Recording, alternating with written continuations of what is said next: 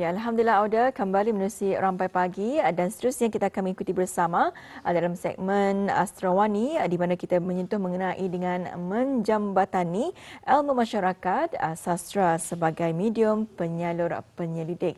Dan Alhamdulillah untuk pagi ini kita telah pun menjemput tetamu undangan kita dan kita terus sahaja perkenalkan ya sebelah sisi kiri saya iaitu Yang Mulia Puan Dr. Khadijah binti Haji Abdul Mumin iaitu Setiausaha 2 Astrawani dan juga penolong Profesor Kanan Universiti Brunei Darussalam. Assalamualaikum Dr. Waalaikumsalam warahmatullahi. Apa khabar? Alhamdulillah. Alhamdulillah ya. Alhamdulillah sihat doktor ya. Alhamdulillah sihat. Ibu Wan, terima kasih di atas masa yang diluangkan pagi ini doktor bersama dengan kami berdua. Begitu juga penonton-penonton kita di rumah yang menyaksikan segmen ini dan selamat datang ke Rampai Pagi doktor ya. Terima kasih. Baik doktor, pagi ini dalam segmen Astrawani tajuk yang akan kita ketengahkan adalah berkenaan dengan menjambatani ilmu masyarakat ya. Sastra sebagai medium penyalur penyelidik. Baik, untuk memulakan ruangan wawancara ini, terlebih dahulu kita tanyakan kepada Dr. Mungkin Dr. boleh menceritakan bagaimana mulanya Dr. berkecimpung dengan bidang sastra ini. Difahamkan latar belakang Dr. sendiri adalah dalam bidang sains dan kesihatan. Betul doktor? Betul.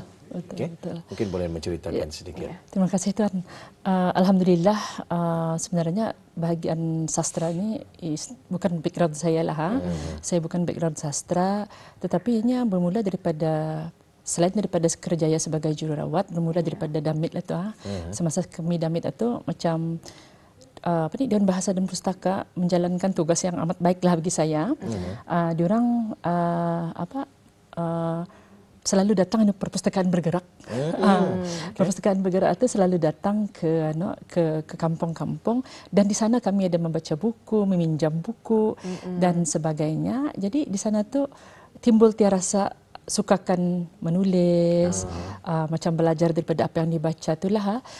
Jadi semasa saya bertugas sebagai jururawat, di sana lagi lebih banyak pengalaman lah, lebih banyak pengalaman menjaga warga emas, kemudian pengkhususan di bahagian perbidanan menjadikan saya lagi lebih banyak berjumpa dengan wanita-wanita yang bersalin, mengandung. Jadi daripada sana saya dapat merasakan bukan saja pengalaman itu, tetapi kita ni dapat merasakan bahawa pengalaman itu adalah penuh emosi ya. Penuh emosi macam warga emas dengan masalah-masalah penyakit dan juga dijaga oleh penjaga-penjaga mereka dan sama juga macam perempuan-perempuan yang mengandung itu, diorang menjaga anak damit, diorang punya pengalaman itu mendekatkan ketani kepada mereka.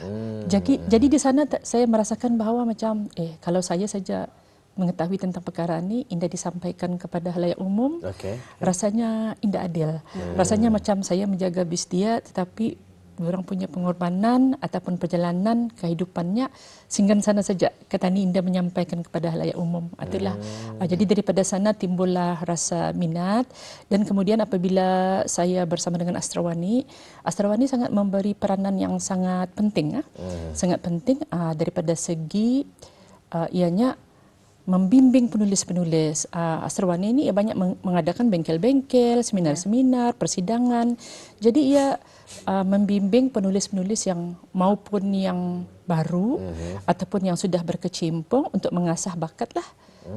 Jadi di sanalah saya semakin berminat dan berkecimpung dalam bahagian sastra. Bagi saya sastra ini adalah penyalur bukan saja penyelidikan tapi pendidikan lah, penyalur ilmu kepada orang ramai lah. Itulah. Jadi maksudnya dari pengalaman hidup lah ni ya. Pengalaman sebagai seorang jururawat pada ketika itu dengan penceritaan dan juga perkongsian kehidupan daripada para pesakit ya. Membuatkan puan terpanggil untuk berkongsi sama cerita-cerita sebegini. Mungkin menerusi penulisan dan juga membuat buku dan sebagainya ni ya. Okey, menarik sekali ya. Terus seterusnya. Seterusnya ni Puan Doktor ya, mengenai dengan perkara ini, apakah antara kepentingan sastra dalam menjambatani ilmu kepada masyarakat? Terima kasih Puan. Sastra ni ia dapat menghidupkan data, ia dapat menghidupkan ilmu lah. Kadang-kadang macam Tani, bila Tani mengajar tu kalau terlampau teknikal, terlampau straightforward teknikal tu terlampau lurus, ia mudah bagi Tani boleh mengkreat kebosanan kepada halayak umum, terutama sekali kepada pelajar-pelajar. Jadi salah satu daripadanya adalah mengenai dengan macam mana ketanikan mengintegrasi ilmuwan ini melalui sastra, umpamanya melalui penulisan-penulisan.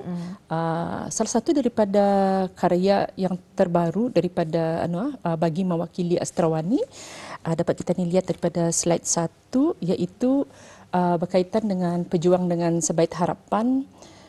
Di sana saya telah pun mengikuti satu pertandingan mewakili Astrawani, satu pertandingan puisi esei antarabangsa. Di sana saya melihat ada peluang untuk memberitahu kepada halayak umum bahawa perjuangan Ketani semasa COVID-19 itu perjuangan terutama sekalinya jururawat ia banyak ia punya jasanya di sanalah. Jadi bila kita lihat slide 2, di sana ada melihatkan sedikit contoh-contoh puisinya, puisi esei yang Ketani yang telah saya yang telah saya kongsikan. Di sana menyatakan bahawa sebagai seorang jururawat ini bukannya saja ia merawat orang sakit, tapi adalah berkaitan dengan perasaan orang ramai. Bila orang di dalam rumah berkuarantin, ia keluar daripada rumah. Kemudian ia menyaksikan masa orang-orang meninggal dunia semasa COVID-19, di mana ia hanya dapat kadang-kadang macam indah dapat keluarga datang. Jadi ia daripada skrin telefon, daripada video call apa. Jadi di sana ada sedikit diselatkan bahawa perjuangan sebagai seorang jururawat dan umumnya profesion kesihatan bukan saja jururawat tapi semualah tu doktornya apa, mereka berjuanglah semasa COVID-19 itu adalah salah satu cara bagi Ketani dapat menjembatani ilmu dalam segi perjuangan seorang jururawat dan juga pekerjaan dan tugas sebagai seorang jururawat dan juga profesi kesihatan. Itu adalah salah satu caranya lah. Dan antara lain juga cara-cara lain adalah melalui juga seperti melalui puisi, melalui sajak, melalui juga masa ni kan ada teater, ada drama-drama TV. Jadi di sana dapat kita ni jembatani sains-sains kesehatan. I think bukan itu saja, malahan macam daripada segi matematik, sains kan. Kita ni ada berlagu 1 campur 1 ia jadi 2 kan. Jadi itu adalah sastra juga, sastra tapi daripada segi berlagu.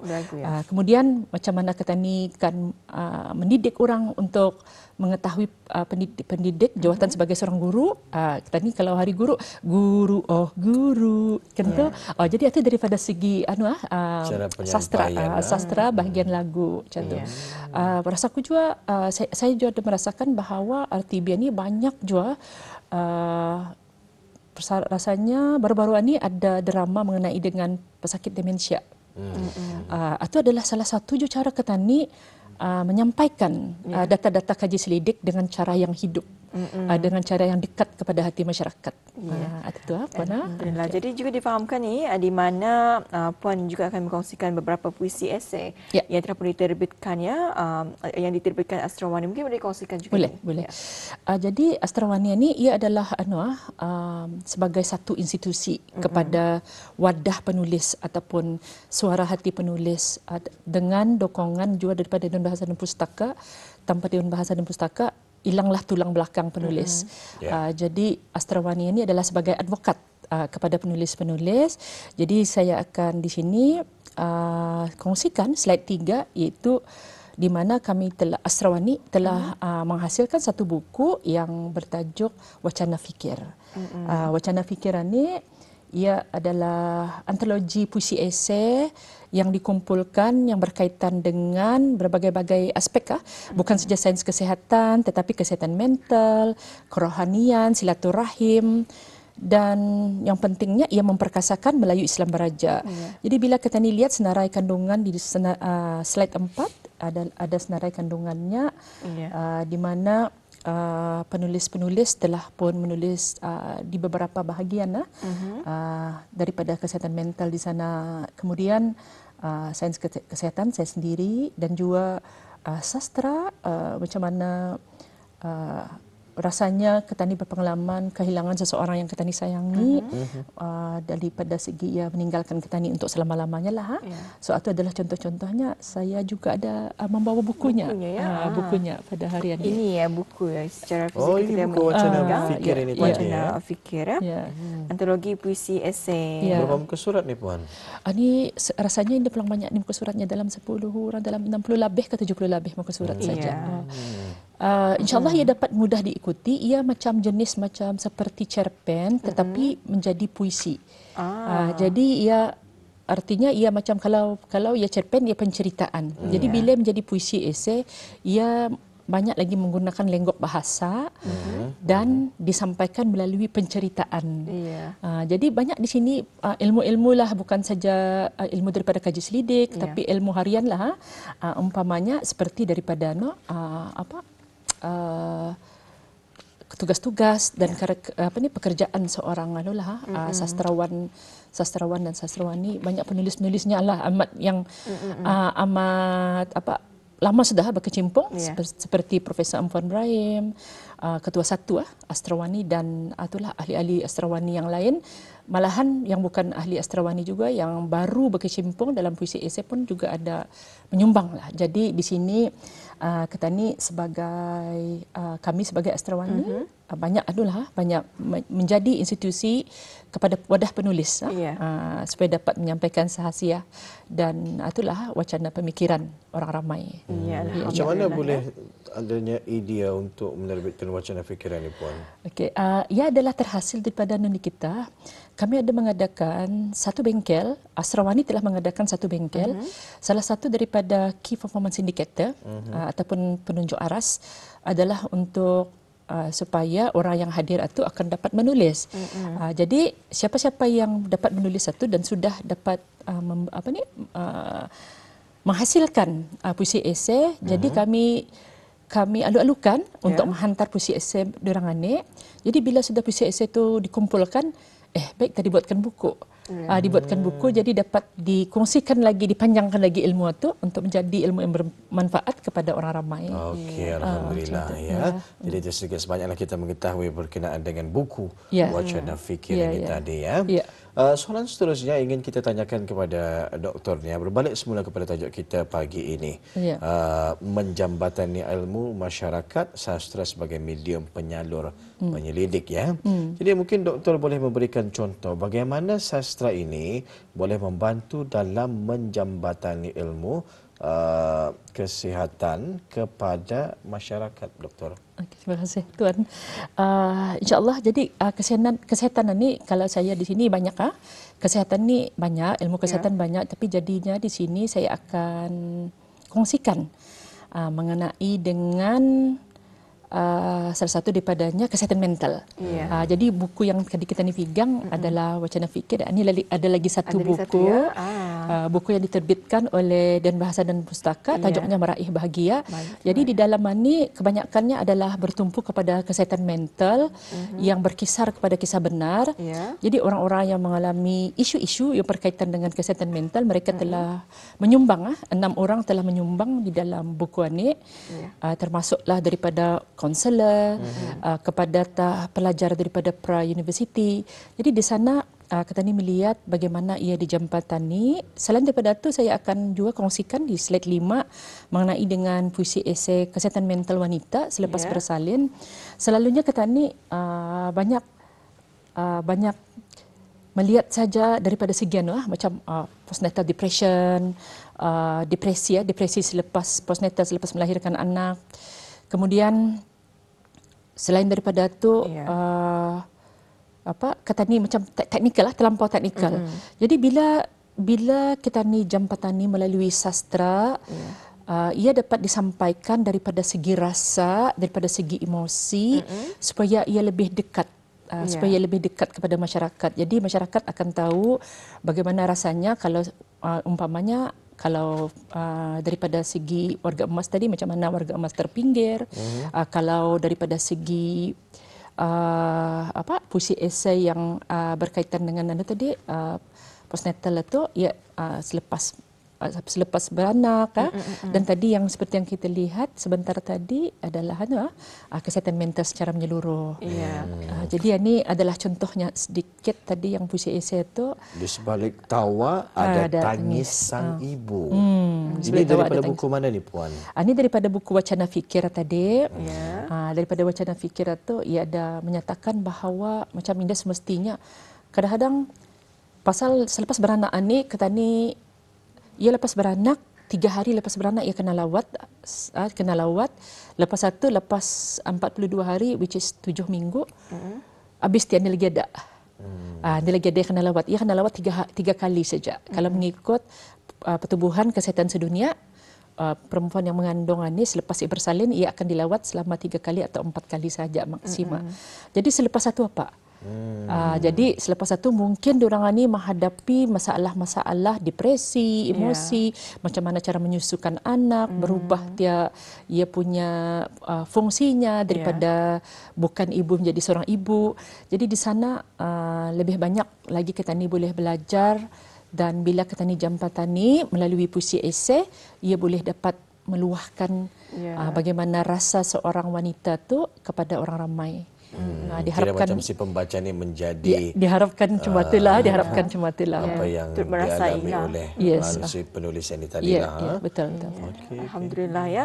Jadi itu mengenai dengan satu puisi esei kesihatan mental wanita selepas bersalin dan seterusnya ni. Kalau menurut Puan Doktor sendiri, apakah pendekatan sastra yang Doktor rasa paling berkesan dalam pengintegrasian ilmu kepada masyarakat khususnya? Okay, terima kasih. Ya, alhamdulillah, sastra ni ada macam-macam. Salah satu daripadanya adalah berkaitan dengan tadi yang seperti yang saya cakapkan, puisi. Ia boleh dibuat sebagai monolog. Bagaimana kita ni membuat macam di dalam diary kita ni berbahasa, kita ni sahaja bercerita. Dan yang ketiga melalui cerpen, dan keempat melalui novel. Tetapi selain daripada itu, kita ni juga ada teater, kita ni juga ada drama-drama TV dan melalui lagu. Jadi sastra ni yang merangkumi besar. Meluas sebenarnya. Meluas besar. Jadi daripada pihak Astrawani kami mengalu-alukan penulis-penulis untuk menggunakan sastra ni sebagai medium untuk menjembatani ilmuan ni, bukan saja daripada segi penyelidikan tetapi ilmu harian. Misalnya daripada segi geografi, boleh jadi buatkan untuk jadi puisi dan sebagainya. Macam itulah. Jadi menurut doktor yang paling berkesan daripada teknik semua itu? Ia tergantung kepada apa motif kita ni dan apa ia punya yang akan kita disampaikan, apa tujuan, apa isi dan tujuan yang akan kita sampaikan. Misalnya kalau kita ni bercerita pasal sejarah, mungkin teater adalah lebih bagus. Teater ataupun drama-drama adalah lebih bagus. Tapi kalau sekiranya ia mengenai kesihatan mental ataupun pendidikan sebagai seorang guru ataupun sebagai seorang jururawat, tugas sebagai seorang jururawat, mungkin ia boleh diceritakan melalui novel ataupun cerpen ataupun puisi-puisi. Boleh macam itulah. Selalu kita ni macam kalau hari guru puisi orang sajakkan apa, ia lagi lebih lenggoknya lagi lebih mendalam dan bahasanya lagi lebih mudah lagi ke sastranya tu terlampau. Orang boleh lagi macam itulah memberi kesan. Orang boleh menjangkau hati kita ni lah. Jadi itulah sastra ini sebenarnya ada banyak, lakonan, teater, novel, cerpen, lagu-lagu. Lagu-lagu ni selalunya yang paling bertahan lama. Lagu-lagu daripada kita ni kecil, lagu-lagu yang berbentuk nasihat masih segar dalam ingatan kita ni sehingga ke hari ini.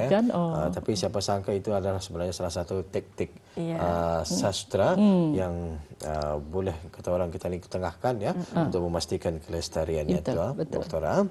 Jadi bagaimanakah kita ni mengatasi agar sastra ni, Doktor, tidak mengurangkan kepada saintifik dalam penyelidikan? Ini kalau terutamanya kepada penulis-penulis baru, bagi saya bukan saja di dalam negeri, mungkin daripada Astrawani ini berfungsi untuk memberigakan sastra. Jadi Astrawani telah pun banyak mendatangkan pakar-pakar daripada luar negeri bagi juga sama-sama mengungsikan pengalaman. Jadi antara lain saya pernah berjumpa dengan penulis-penulis seperti doktor-doktor yang telah membuat beberapa buah buku seperti Cinta in Vitro, Cinta Medik. Jadi di sana pengalaman kami cabarannya adalah kadang-kadang terlampau teknikal. Sebab latar belakang itu bukan sastra, jadi ia menjadi terlampau teknikal kerana Ketani ingin menyampaikan ilmu itu terus kepada masyarakat. Jadi untuk itu perlukan bimbingan lah. Jadi Astrawani sebagai yang saya cakap tadi wadah dan institusi para penulis, ia boleh membimbing Ketani untuk supaya menseimbangkan data agar ia indah teknikal dan untuk mencairkan data tu agar ia menjadi lebih kreatif. Jadi perlu dijaga kreativiti itu, jangan sampai ia nyorang tani sampai ke laut. Jangan sampai ia lari daripada tujuan asalnya, iaitu sastra, penulisan dan juga kreatif untuk menyentuh hati orang ramai. Itulah. Jadi kalau menurut doktor sendiri, elemen-elemen tambahan untuk membuatkan satu-satu buku itu menarik, walaupun sebenarnya tidak berlaku hal sedemikian dalam kehidupan realiti, macam mana pendapat doktor sendiri? Adakah ia mengubah apa kata orang, message yang cuba ingin disampaikan itu, doktor? Ini amat penting nih, soalan tuan ini amat penting nih. Ia sekarang ini cabarannya sastra ni bukan daripada segi sastranya, tapi daripada segi bahasa yang digunakan di dalam sastra. Jadi di sini saya ingin kongsikan cabaran-cabaran ini untuk Ketani nyorang elemen-elemen yang supaya dapat Ketani memantapkan lagi supaya ia agar sentiasa sastra dan indah terlampau teknikal adalah melalui salah satu daripadanya mungkin macam seperti yang di universiti-universiti, institut pengajian tinggi, ada yang merasakan macam mana cara aku akan menyampaikan kepada orang ramai ini.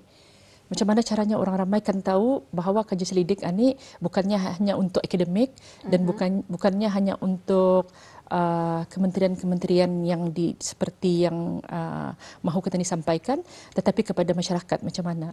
Jadi ia ada berbagai cara. Jadi elemen itu yang paling penting adalah Ketani dalam Ketani dapatan itu Ketani jaga ia punya ketulusannya ketulusannya, dan kemudian Ketani integrasi bersama dengan sastra. Salah satu caranya tuan, mungkin saya akan terus bercakap mengenai dengan cabaran-cabarannya ini.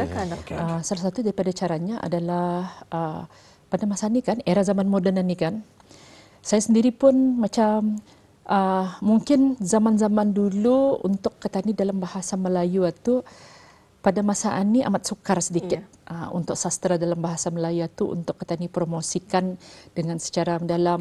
Ima Ketani ada pesta buku apa tu. Selalunya cabarannya orang muda-muda generasi sekarang ini, diorang lebih cenderung kepada bahasa Inggris. Jadi bila lebih cenderung kepada bahasa Inggris itu, untuk Ketani menjual buku-buku Melayu ini, promosi buku-buku Melayu susah sedikit. Jadi saya sendiri pun pernah kena tanya oleh student saya, doktor ada bahasa Melayu, ada bahasa Inggris kah? Ada medium bahasa Inggris. Jadi kami Astrawani telah mempelbagai Kami telah pun mempelbagai. Jika sekiranya dapat Ketani tunjukkan slide yang menunjukkan mengenai dengan buku-buku yang diterbitkan oleh Astrawani. Jadi di sana Ketani dapat melihat bagaimana cara Ketani untuk mengelakkan daripada cabaran-cabaran ini, menangani cabarannya. Salah satunya adalah tadi melalui kisah-kisah benar agar orang dapat tahu ini kisah benar. Jadi orang lebih peka lagi daripada kisah benar dan apa kejayaan di sebalik kisah benar. Jadi apa macam mana cara menangani mental, cabaran-cabaran mental. Kemudian di sana ada kami kongsikan buku dalam bahasa Inggris daripada Profesor Ampuan Ibrahim. Jadi di sana Profesor Ampuan Ibrahim ini penulis bahasa Melayu, penulis yang telah menerima Searight Award. Tapi untuk menjembatani ilmu itu kepada orang generasi muda, merentas generasi, ia telah pun menghasilkan dalam bahasa Inggris. Ada edisi bahasa Inggris dihasilkan dalam bahasa Inggris. Macam itu. Kemudian untuk kanak-kanak ada juga buku di sana, buku berkisarkan sejarah, sejarah dan mungkin ada sedikit folklore, berkaitan nasihat, seperti yang kita ni cakapkan tadi. Ia adalah bukan sastra ni bukan saja macam kita ni fikirkan ia buat puisi, ia buat sajak, tapi ia boleh juga daripada segi buku-buku cerita macam ni. Ini adalah sastra juga ni untuk mengajar kanak-kanak sekarang ni apa perkara-perkara yang baik, apa yang indah baik. Dan tadi yang sudah kita ni kongsikan adalah buku wacana fikir. Dalam buku wacana fikir ni berbagai-bagai macam cara elemen-elemen yang kami masukkan, umpamanya elemen kerohanian, keagamaan, dan juga yang paling penting secara menyeluruh ia adalah memperkasa Melayu Islam Beraja. Baik. Baik, itu antara salah satu inisiatif untuk dibawakan bukan sahaja dalam berbahasa Melayu tetapi dibawakan juga dalam edisi bahasa Inggris.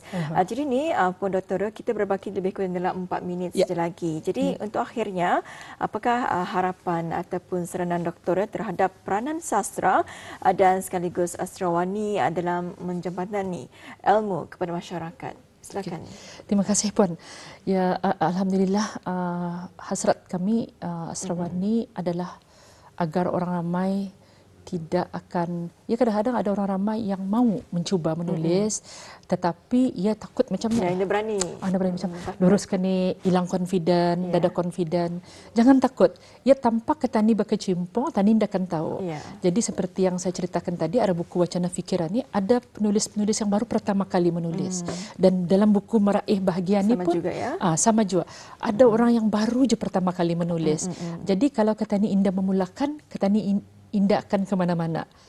Jadi kita ni macam setiap sesuatu tu bermula daripada langkah-langkah kecil yang pertama. Jadi bagi saya itu dan juga kalau ingin mendapatkan bimbingan, insyaAllah dan bahasa dan pustaka dan juga astrawani sentiasa bekerjasama untuk memberi bimbingan, memberi bengkel-bengkel, memberi seminar. Jadi di sana dapatlah penulis-penulis yang ingin berkecimpung agar terus bersemangat dan terus ketani memperkasa bahasa Melayu. Bahasa ni adalah jiwa bangsa ketani dan untuk negara ketani, negara Brunei Darussalam. Jadi sebagai setiausaha kedua astrawani, kami berharap akan lebih banyak lagi penulis-penulis muda dan walaupun ia bukan muda tapi asalkan ia walaupun orang baru, orang baru dan ada semangat, dipersilakanlah untuk sama-sama ketani menghidupkan sastra, menghidupkan rasa, menghidupkan emosi dan menghidupkan kreativiti agar ketani dapat belajar di antara satu sama lain dan menyampaikan ilmu kepada masyarakat dalam sisi yang lain selain daripada sains, selain daripada cara-cara melalui subjek-subjek yang lain. Jadi bukan sahaja dari segi menghasilkan dari segi puisi, tapi berbagai sebetulnya, contohnya lagu dan juga sebagainya. Itu adalah antara cara kita bagaimana untuk kita ni mungkin kita berminat dalam segi penulisan sastra. Jadi bukan sahaja tertumpu kepada puisi, tapi berbagai sebagainya. Lagu-lagu ketani Brunei pun sekarang ni Laula Wajwa. Laula Wajwa ada yang masa hari kebangsaan tu lawa lagu tu yang ni orang dapat sudah naik sudah mendunia, nyata ni mendunia je sudah. So ini adalah salah satu cara je untuk kita ni menghidupkan patriotisme. Kalau indah ketani siapa lagi? Betul, saya setuju ya. Macam itulah macam mana sastra tu boleh sampai kepada masyarakat kita ni. Apapun masa sangat mencemburui kita ni Doktor. Mudah-mudahan ada kesempatan seterusnya kemudian hari nanti untuk kita ni mengongsikan tajuk perbincangan yang lain pula ya. Sekali lagi ribuan terima kasih buat Dr. Khalizah binti Haji Abdul Momin, Setiausaha Kedua Astrawani, penolong Profesor Kanan Universiti Brunei Darussalam. Ada kesempatan jumpa lagi. Assalamualaikum Doktor. Waalaikumsalam warahmatullahi